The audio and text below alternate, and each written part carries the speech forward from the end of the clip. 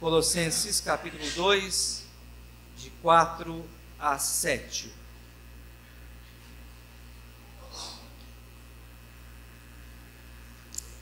A palavra do Senhor assim nos diz: assim digo para que ninguém vos engane com raciocínios falazes, pois embora ausente quanto ao corpo, contudo em espírito estou convosco, alegrando-me e verificando a vossa boa ordem e a firmeza da vossa fé em Cristo. Ora, como recebeste Cristo Jesus, o Senhor, assim andai nele, e nele radicados, edificados e confirmados na fé, tal como fostes instruídos, crescendo em ações de graças. Vamos orar, amados irmãos, pedindo ao Senhor Deus que fale ao nosso coração, que nos dê o entendimento correto da sua palavra nessa noite. Pai, nós acabamos de ler, ó Deus, a tua palavra. E fala, Senhor, ao coração da tua igreja. Dá-nos, ó Deus, a compreensão, ó Deus, correta da tua palavra, ó Pai. Dê-me a graça, ó Deus, de expor fielmente a tua palavra, a fim de que os teus filhos que aqui estão, ó Deus, sejam instruídos, edificados, alertados, ó Deus, para o fato de nós, como igreja, vivermos, ó Deus, em guerra. E ajuda-nos, ó Deus, como igreja, a marcharmos de forma triunfal para a glória do nosso general, que é Cristo Jesus, ó Deus. Abençoa-nos, ó Deus, que o teu Santo Espírito fale aos nossos corações nessa noite. É a nossa súplica, em nome de Jesus. Amém. Amados irmãos, como nós podemos identificar uma igreja verdadeira? Você é consciente de que está em uma igreja verdadeira? Quais seriam os predicados de uma igreja verdadeira? De uma genuína igreja? Meus amados irmãos, é de suma importância que todos nós venhamos a ter convicção de que estamos numa igreja verdadeira. Nós não podemos viver em dúvida. Nós não podemos caminhar de forma insegura. É de suma importância que nós possamos, à luz da palavra de Deus, termos a plena convicção de que servimos a Cristo Jesus não numa falsa igreja, mas numa igreja genuína e numa igreja verdadeira. O objetivo de Paulo, no texto que nós acabamos de ler, meus amados irmãos, era de instruir a igreja de Colossos, exortar aquela comunidade, a fim de que aqueles irmãos compreendessem de que eles estavam em um campo de guerra e que a igreja não poderia, justamente em virtude das ameaças que estava sofrendo, perder a sua identidade como igreja genuína e verdadeira. Nós pretendemos nessa noite, meus amados irmãos, mostrar a vocês algumas características, alguns predicados de uma genuína igreja. Em primeiro lugar, amados irmãos, à luz do texto que nós acabamos de ler, com base no versículo de número 5, uma igreja verdadeira, uma genuína igreja, ela tem uma vida disciplinada. Uma igreja genuína, uma igreja verdadeira, ela tem uma vida disciplinada. Vejam vocês, por favor, o finalzinho do versículo 5, que diz o seguinte: a vossa boa ordem e a firmeza da vossa fé em Cristo. A igreja genuína, a igreja verdadeira, ela é caracterizada pela vida disciplinar, ou uma vida disciplinada. Boa ordem, firmeza e decência. É muito importante, meus amados irmãos, nós reafirmarmos isso.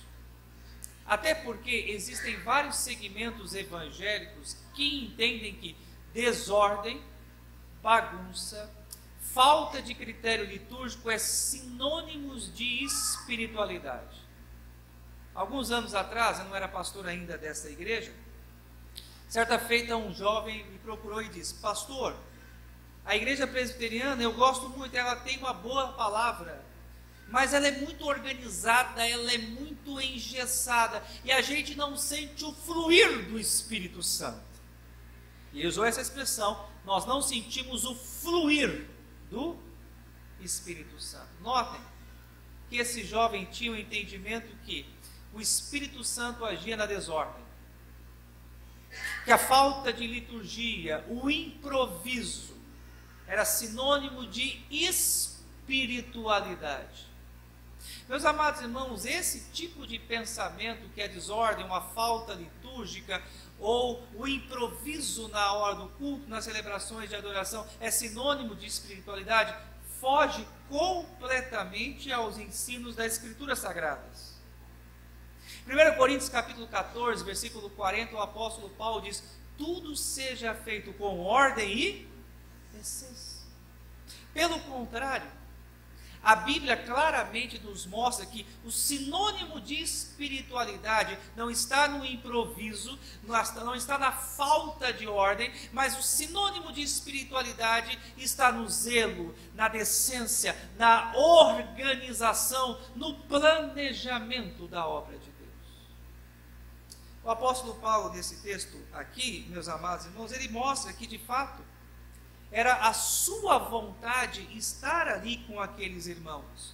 Paulo, ele provavelmente nunca esteve próximo à igreja de Colossos ou esteve ali congregando com aqueles amados irmãos. No versículo 5, o início, ele diz o seguinte: pois embora ausente quanto ao corpo, contudo em espírito estou convosco.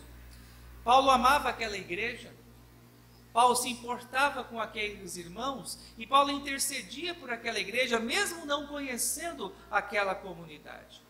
Mas Paulo expressa nesse texto que nós acabamos de ler, que ele sentia alegria naquela comunidade, que ele se regozijava na presença do Senhor por aqueles irmãos, justamente pelo fato daquela comunidade viver de forma ordeira, de forma disciplinada e organizada. As duas expressões que nós encontramos aqui nesse texto, meus amados irmãos, nos chamam a atenção porque são expressões de ordem militar. Paulo, ele usa a expressão boa ordem, e a expressão boa ordem era uma expressão usada pelos exércitos romanos no sentido de enfileirar os seus soldados. Então o general, ele passava revistas às suas tropas, e quando ele via que os seus soldados estavam enfileirados de forma organizada, ele declarava em alto e bom som: a tropa está em boa ordem. E assim também deve ser a igreja. A igreja, ela precisa ter boa ordem. Algumas pessoas recentemente têm me perguntado: pastor, o que tem feito a nossa igreja crescer? Quais são os fatores que têm feito a Igreja Presbiteriana de Itaquá crescer tanto nos últimos anos? Em primeiro lugar, eu creio, claro, que é a bênção de Deus, a ação do Espírito Santo entre nós, a graça do Senhor Deus que tem sido derramada em nosso meio. Mas também, meus amados irmãos, nós não podemos de forma nenhuma desprezar o fato de hoje nós servirmos ao Senhor de forma organizada.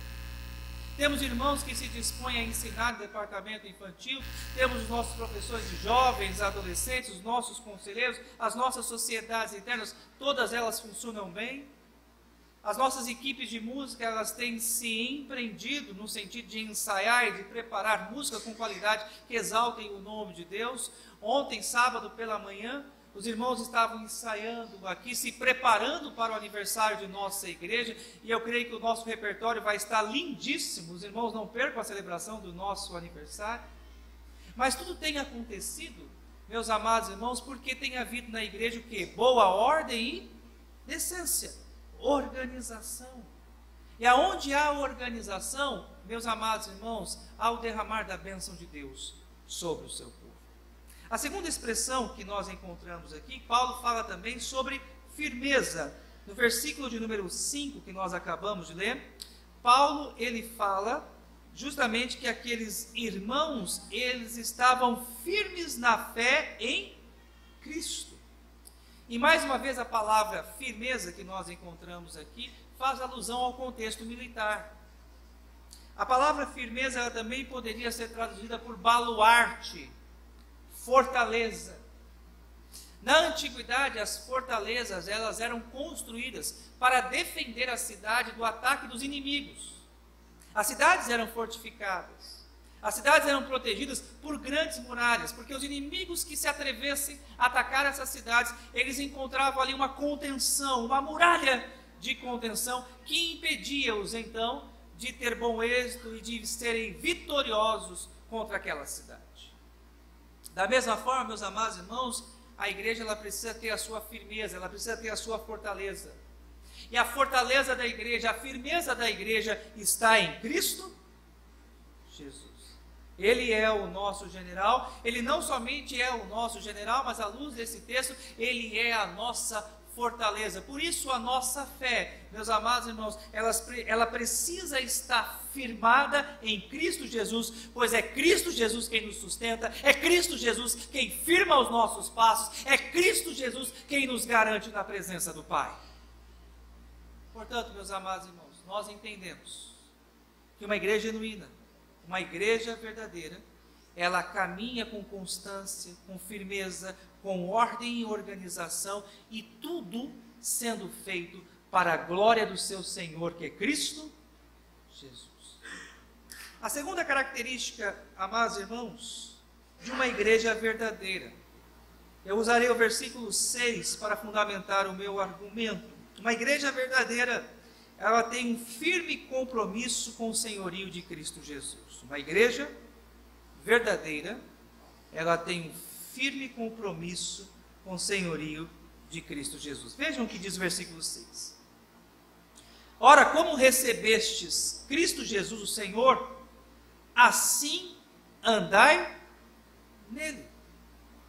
Meus amados irmãos, receber Cristo como Salvador implica também recebermos Cristo como Senhor da nossa vida. Eu tenho um recurso no meu computador que me permite contar o número de palavras que existem na Bíblia. E preparando essa mensagem, tomado por uma certa curiosidade, eu fui pesquisar então o número de palavras. No Novo Testamento, interessante esse fato, a palavra Salvador aparece 22 vezes. E a palavra Senhor, se referindo a Cristo, apenas no Novo Testamento, aparece 650 vezes. A palavra Salvador aparece 22 vezes. E a palavra Senhor, referindo-se a Cristo, aparece 650 vezes. Por que eu trouxe esse fato curioso aos amados irmãos? Justamente para reafirmar, amados irmãos, uma verdade de suma importância. Muitos de nós queremos apenas Cristo como Salvador, mas não queremos nos submeter ao seu senhorio. E Cristo ele só se torna Salvador daquele que entrega a sua vida a Ele, que vive para Ele e que anda nos caminhos dele. Nós podemos professar Cristo como nosso Salvador, mas a evidência legítima da nossa salvação se dá na obediência ao senhorio de Cristo Jesus. E eu gostaria de chamar a sua atenção nessa noite, para que você agora, diante do Senhor, pudesse fazer a seguinte reflexão: Cristo é o Senhor da sua vida. Você tem andado em obediência a Ele. Você tem procurado fazer aquilo que agrada a Ele. Lembremos, meus amados irmãos, da história do jovem rico, que foi procurar a Cristo, querendo saber como ele poderia herdar a vida eterna. E o curioso é que esse nosso personagem, ele era de fato um jovem exemplar, pois desde a sua infância ele obedecia uma série de mandamentos, uma série de prescrições religiosas. Mas quando Cristo lhe deu uma ordem, vai e vende tudo que tem, dá aos pobres e segue-me, nesse momento, ele foi incapaz de obedecer à voz de Cristo Jesus. E o texto diz que ele se entristeceu muitíssimo. E ele foi para a direção oposta do Senhor Jesus.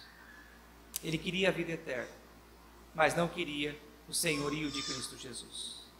Ele queria a salvação, mas ele não queria obedecer à voz de Cristo Jesus. Portanto, meus amados irmãos, nós precisamos entender que uma igreja genuína, uma igreja verdadeira, ela tem como base o senhorio de Cristo Jesus. Terceira lição que nós aprendemos nessa noite, meus amados irmãos.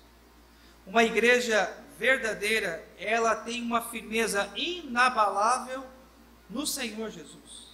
Além de ter Cristo como seu Senhor, ela tem uma firmeza inabalável na obra realizada por Cristo Jesus. A carta de Paulo aos Colossenses é um dos mais sublimes tratados teológicos acerca da pessoa e da obra de Cristo Jesus.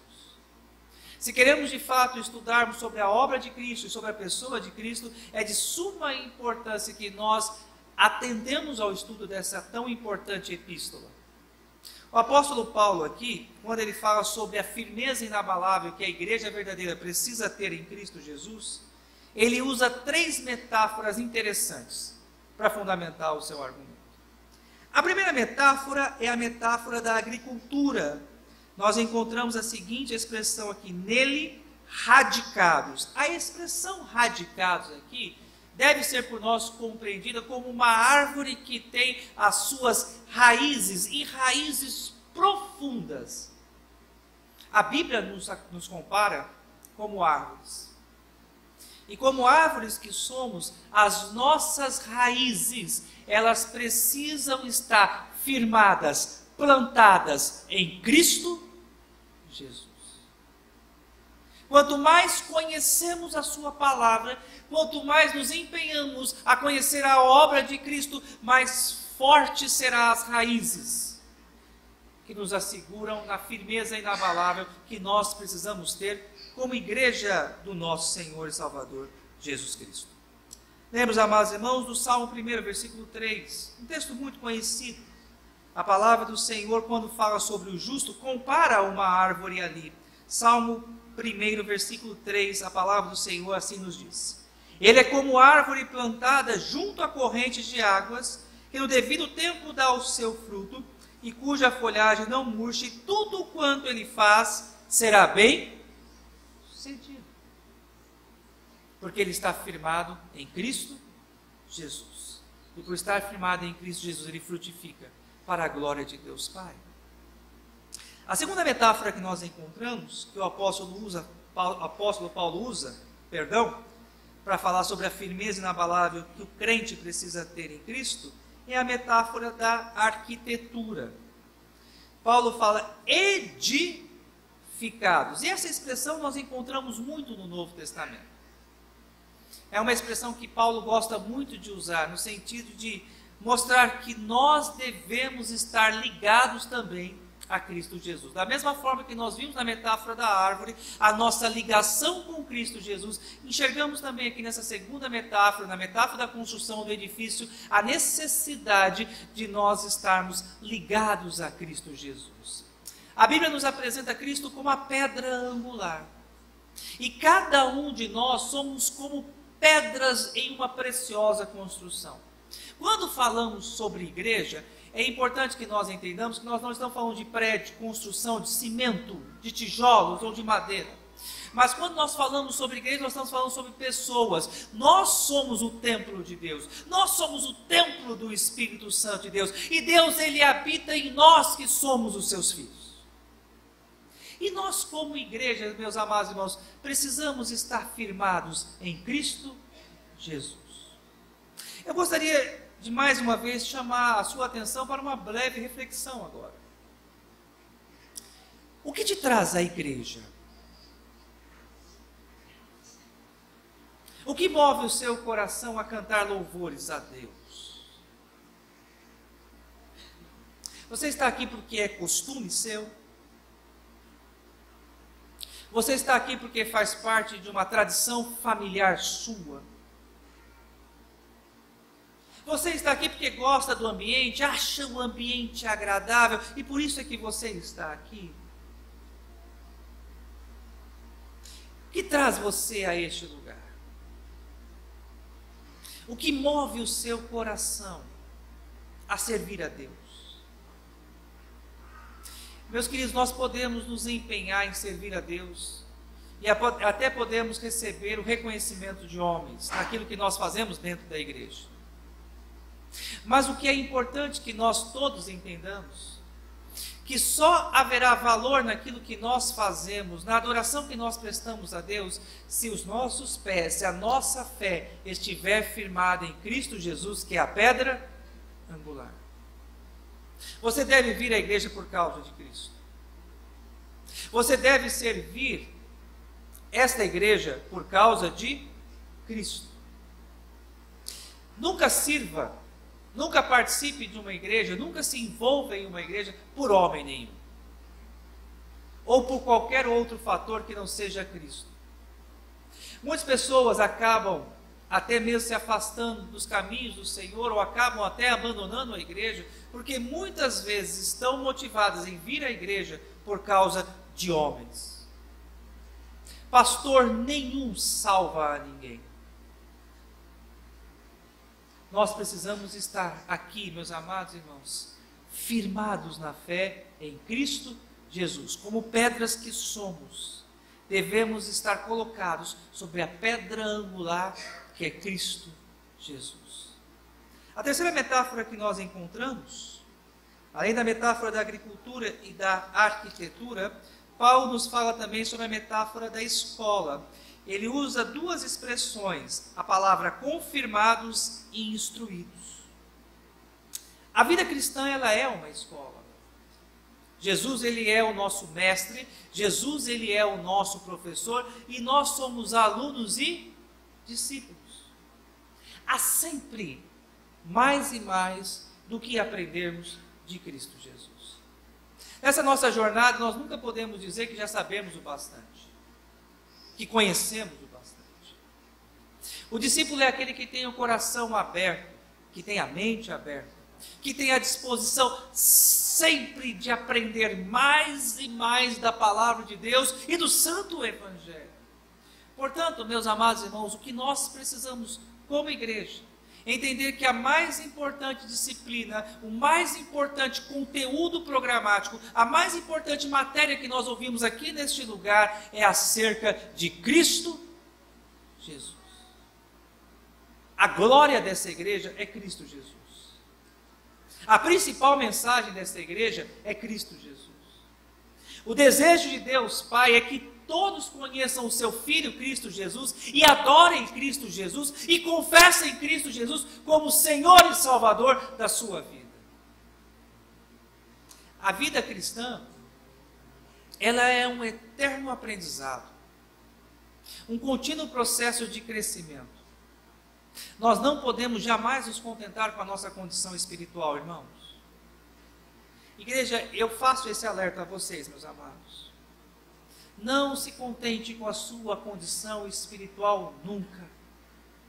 Procure ser sempre um cristão melhor. Procure conhecer sempre mais de Jesus. Procure crescer sempre na prática, no exercício das boas obras. E por último, Paulo termina aqui, meus amados irmãos, o texto, apresentando-nos uma última marca de uma verdadeira igreja. Versículo de número 7, por favor, acompanhe. A palavra do Senhor assim nos diz: nele radicados e edificados e confirmados na fé, tal como fostes instruídos, crescendo em ações de graça. A última parte do versículo 7 diz: crescendo em ações de graça. Uma igreja genuína, uma igreja verdadeira, meus amados irmãos, ela está constantemente crescendo em gratidão. E nós devemos, meus amados irmãos, como igreja, sermos sempre gratos a Deus. Devemos lutar, e eu chamo a sua atenção para isso, para que não haja em nosso coração espaço para murmuração, para a reclamação e para a ingratidão. Nós temos tudo o que é necessário, meus amados irmãos, para sermos felizes. Mesmo que os homens nos tirem tudo o que temos, mesmo assim nós podemos ser felizes, porque temos Cristo Jesus. Chamo a sua atenção para lembrarmos da história de Paulo. Paulo e Silas, certa vez presos na cidade de Filipos, já madrugada, altas horas da noite, cantavam eles louvores ao Senhor. E podemos dizer que, na verdade, Paulo e Silas, naquele contexto, naquela situação, não tinham motivos para dar louvores ao Senhor, humanamente falando. Permita-lhe ajudar aqui a esclarecer e a pintar esse quadro. Eles haviam sido escorraçados, Paulo e Silas, em praça pública. Eles haviam sido humilhados. Eles haviam sido escorraçados também dentro da prisão. E agora, mesmo com os corpos feridos, mesmo machucados e provavelmente com dores, eles assim encontram forças para louvarem ao Senhor. Nós aprendemos nessa história que há sempre motivos para nós termos um coração agradecidos a Deus. Porque nós temos a maior de todas as riquezas. E a maior de todas as riquezas é Cristo Jesus. Ele é o motivo da nossa canção. Ele coloca alegria em nossos lábios. Ele traz sentido à nossa vida. Em Cristo Jesus nós encontramos razão e motivo sempre para louvarmos a Deus e para cantarmos. Efésios 5:20, a palavra do Senhor assim nos diz: dando sempre graças por tudo ao nosso Deus e Pai, em nome do Senhor Jesus. À luz de Efésios 5:20, eu quero rapidamente chamar a sua atenção para duas expressões que nós encontramos nesse versículo. A primeira delas é que nós devemos dar graças por tudo. Até mesmo as nossas adversidades, os nossos problemas, a escassez de recursos, os conflitos muitas vezes que nós enfrentamos e passamos na nossa vida, devem ser vistos por nós, crentes, como motivo para nós darmos graças a Deus. Porque é na luta, na dificuldade, que muitas vezes Deus trabalha o nosso caráter, molda a nossa vida, santifica os nossos corações. E talvez você possa estar passando por algumas lutas, algumas dificuldades, talvez você esteja vivendo momentos difíceis na sua vida. E eu quero te dizer, em nome do Senhor Jesus, que o momento que você está vivendo, que o momento difícil que você está passando de luta e dificuldade, nada foge ao plano de Deus. Para nós que somos filhos de Deus, para nós que temos o entendimento e o conhecimento da verdade, as nossas dificuldades e as nossas lutas nos aproximam de Deus. É na enfermidade, é na doença, o momento que mais nós nos apegamos a Deus e clamamos ao Senhor. Portanto, claramente a palavra de Deus nos ensina essa preciosa verdade, quando nos mostra que temos sempre motivos para sermos gratos a Deus, dando graças ao Senhor por tudo. Mas o texto também, a segunda expressão que eu chamo a sua atenção em Efésios 5:20, é a expressão sempre. A gratidão, ela precisa estar constantemente em nossos lábios. E guarde o que eu vou dizer nessa noite. Crente que só reclama, crente que só murmura, nunca será cheio da presença de Deus. Você pode estar na igreja, você pode ser um religioso assíduo, mas no teu coração sempre, só houver reclamação, murmuração, você nunca será cheio de Cristo Jesus. A palavra do Senhor nos ensina que a alegria deve acompanhar o cristão. Alegrai-vos no Senhor, outra vez digo, alegrai-vos. E em Filipenses 4:4, esse texto que eu acabei de mencionar, ali a alegria parece para nós ali um texto como um imperativo, ou seja, é um ato de obediência. Devemos ser sempre alegres em Cristo Jesus. Nessa noite, amados irmãos, para concluirmos a nossa mensagem, nós vimos 6 figuras que fazem alusão à igreja. E essas 6 figuras, elas precisam sempre nos acompanhar para que nós não percamos de vista as características de uma igreja verdadeira. E quais são essas 6 figuras?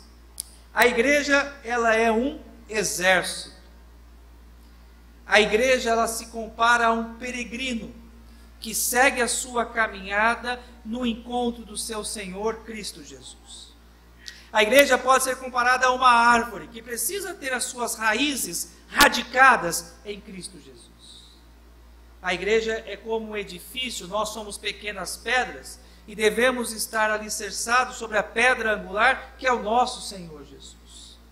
A igreja é uma escola, aonde nós sempre devemos aprender mais e mais sobre Cristo Jesus. E a igreja, ela é como um rio, que deve crescer sempre em gratidão ao nosso Senhor. O rio começa pequeno, e ele vai crescendo, e crescendo. E assim também deve ser a igreja, o povo de Deus, crescendo sempre em ações de graça. Que Deus abençoe, irmãos, como igreja. Que nós sejamos uma igreja verdadeira, firmados sempre na palavra e em Cristo Jesus. Vamos colocar em pé, nós vamos orar nesse momento. Eu quero convidar para esta oração o pastor Gedair. Santo Deus,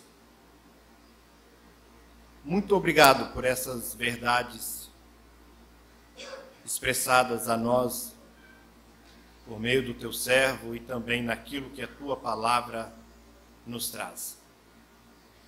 Nos ajude, Deus, a compreendermos que na caminhada cristã, situações e circunstâncias adversas, elas fazem parte, mas que nós nunca percamos de vista aquilo que a tua palavra nos instrui e nos ensina, quando ela diz que a vontade do Senhor para as nossas vidas, ela é boa, ela é perfeita e ela é agradável. Todas as vezes, Pai, que vier circunstâncias adversas, mas nós estivermos ligados ao Senhor e meditarmos na tua palavra, Deus, com toda a devoção, com toda a certeza, nós vamos ter, Deus, o nosso coração cheio e ao mesmo tempo nós vamos ter, Deus, alegrias, como os teus servos no passado, em meio a situações adversas, não porque somos masoquistas ou, Deus, amamos o sofrimento, mas porque compreendemos que o Senhor usa desses meios para nos aproximar, para nos aperfeiçoar a imagem do teu Filho Cristo Jesus. E é no nome de Jesus, Pai, que nós nos alegramos. A nossa alegria, Deus, não é porque tudo nos vai bem, mas a nossa alegria é por saber aquilo, Deus, que Jó afirmou: eu sei que o meu Redentor vive e que um dia há de se levantar sobre essa terra. Deus, como é maravilhoso essas verdades, Deus, no qual a tua palavra nos instrui e nos ensina. Além do teu Filho Cristo Jesus nos afirmar na palavra que Ele está conosco todos os dias, até a consumação do século. Que nós possamos então, Deus, olhar para a mensagem do